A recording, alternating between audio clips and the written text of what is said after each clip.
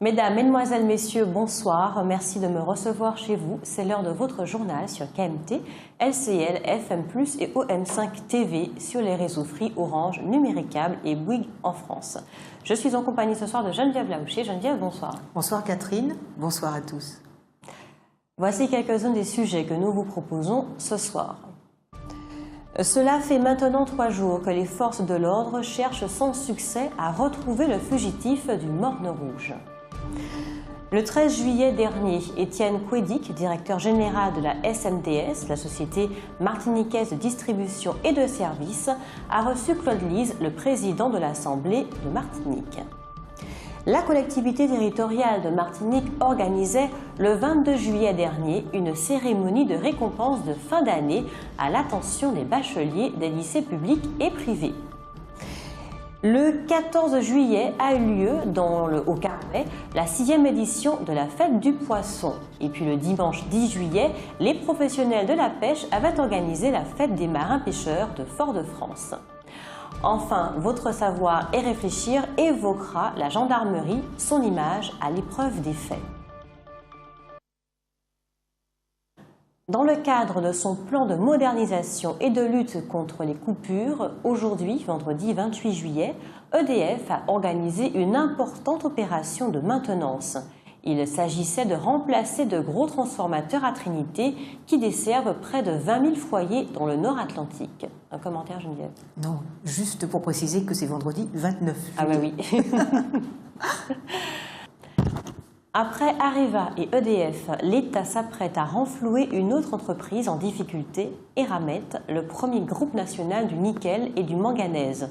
En plus de l'aide apportée directement à sa filiale en Nouvelle-Calédonie, la société, le nickel, l'État a accepté il y a 2 jours d'injecter également de l'argent dans la maison mère. Objectif, permettre au seul groupe minier français de tenir le choc face à une crise mondiale d'une ampleur et d'une durée exceptionnelle. Cela fait maintenant 3 jours que les forces de l'ordre cherchent sans succès à retrouver le fugitif du Morne Rouge. Et plus le temps passe, plus les informations concernant cette affaire sont déroutantes.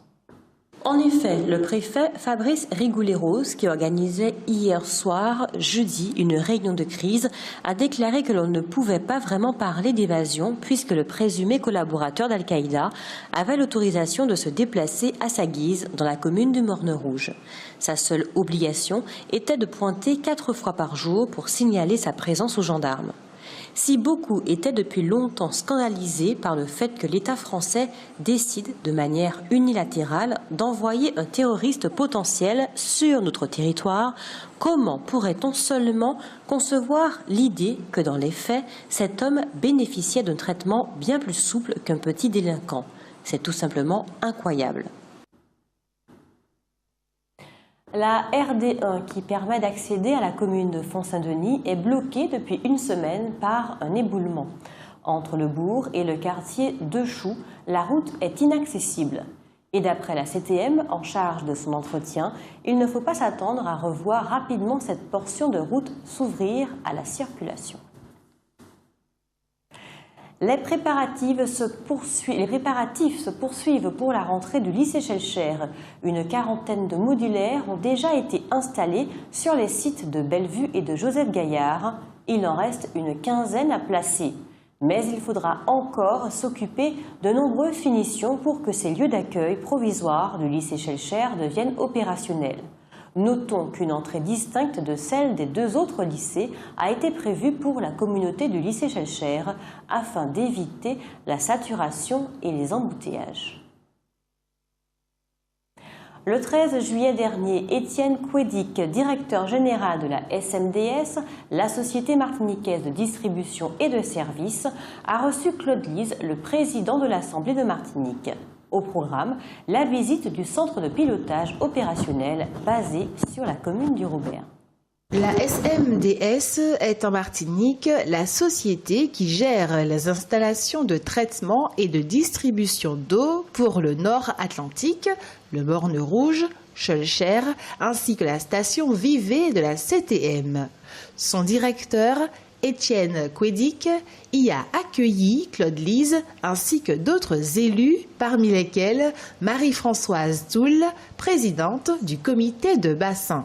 Durant cette visite de terrain, ils ont pu découvrir les infrastructures et assister à une présentation des enjeux autour de l'eau à la Martinique et dans la Caraïbe. Le centre de pilotage opérationnel est une infrastructure ultramoderne avec une équipe pluridisciplinaire qui maîtrise parfaitement les technologies de pointe.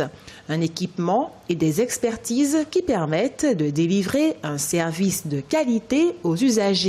Pour Claude Lise, également président de l'Office de l'eau, il est important de faire ces visites de terrain afin de voir et de comprendre comment opèrent les partenaires. C'est d'ailleurs une volonté affichée des élus de la collectivité territoriale de Martinique.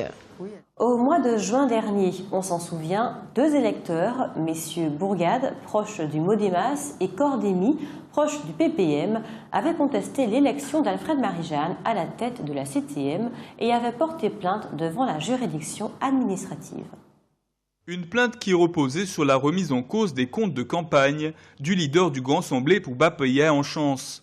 Le Conseil d'État a rendu un arrêt favorable à M. Marie-Jeanne en concluant que les faits visés par les 2 plaignants ne sauraient nullement justifier une quelconque annulation des élections de décembre 2015. Suite à cette annonce, Alfred Marie-Jeanne a organisé une conférence de presse lundi, le 25 juillet, au siège de la CTM. Savourant de toute évidence sa victoire, le chef de l'exécutif a adopté une attitude presque compatissante envers ceux qui l'accusent de s'acharner désespérément contre lui, avec, a-t-il affirmé, la complicité de l'État français. Sans donner de précision quant à cette complicité, ni en quoi elle consiste, ni qui en sont les auteurs, concernant l'avenir, le président de la CTM a affirmé que désormais, il demandera des dommages et intérêts à tous ceux qui seront tentés de l'attaquer en justice et qui, affirme-t-il, perdront forcément leur procès. Un commentaire, Geneviève ? Oui, ce sont des propos tout de même un petit peu surprenants, je trouve, compte tenu de la position qu'occupe Alfred Marie-Jeanne. Je trouve que les propos auraient pu être un petit peu plus mesurés, en fait. La collectivité territoriale de Martinique organisait le 22 juillet dernier une cérémonie de récompense de fin d'année à l'attention des bacheliers des lycées publics et privés. C'était à l'Agora de l'hôtel de la CTM à Plateauois. L'année scolaire s'achève avec son lot d'élèves méritants. Ainsi, les lauréats des lycées publics et privés ont été conviés à cette cérémonie de récompense. Une cérémonie qui s'est déroulée en présence du président du conseil exécutif de la CTM, Alfred Marie-Jeanne, du corps professoral et des parents. Au cours de ce moment festif, les élèves ont reçu une distinction de la collectivité territoriale de Martinique pour leurs résultats et leur implication au sein de la vie scolaire. Ils ont aussi partagé ce qu'ils ont vécu, leur parcours, leurs difficultés et leurs projets. Des témoignages pleins de conviction, de détermination et de fierté de bacheliers exemplaires qui veulent aller aussi loin qu'ils le peuvent. Ils étaient tous heureux d'être là, heureux que le travail fourni ait été récompensé par l'obtention du baccalauréat, mais également heureux que ce travail soit reconnu par le biais de cette cérémonie, une initiative saluée par les jeunes. Ils ont, à plusieurs reprises, remercié tous ceux qui les ont soutenus et encouragés, les parents, mais aussi l'ensemble de la communauté scolaire. Geneviève, vous pensez qu'il est important de mettre en place ce type de cérémonie pour récompenser les bacheliers ? Oui, je pense qu'il est important de valoriser les jeunes. Ils ont besoin d'être valorisés parce qu'il y a un discours ambiant permanent qui dénigre les jeunes. Il y a peu de temps encore, une personne me disait mais on devrait demander aux jeunes d'expliquer pourquoi ils sont si sales, pourquoi est-ce qu'ils salissent les abords des établissements scolaires, etc. Mais je lui ai répondu, mais madame, la Martinique est sale. Ce ne sont pas que les jeunes. Pourquoi s'en prendre aux jeunes? Il faut prendre le mal à la racine. Et je me souviens très bien d'une fois où on avait amené des élèves au cinéma, le seul cinéma pratiquement qui existe par ici. Et à la fin de la séance, en fait, on s'est rendu compte, nous les enseignants, qu'ils avaient véritablement sali la salle. Donc, on a demandé de quoi nettoyer au personnel, et ils nous ont donné de quoi nettoyer. Et évidemment, les élèves qui se sont portés immédiatement volontaires pour nettoyer n'étaient pas ceux qui avaient sali, parce qu'ils avaient très honte de l'autre partie des élèves. Enfin, ça a été nettoyé. Il n'empêche qu'un certain nombre de parents, lorsqu'ils ont su qu'on avait exigé des élèves qu'ils nettoient la salle, eh bien, se sont montrés indignés. Ils ont dit qu'il y a des gens là pour nettoyer, que c'est pas à leurs enfants de faire ça, etc., etc. Donc, je trouve fatigant cette façon de s'en prendre toujours aux jeunes.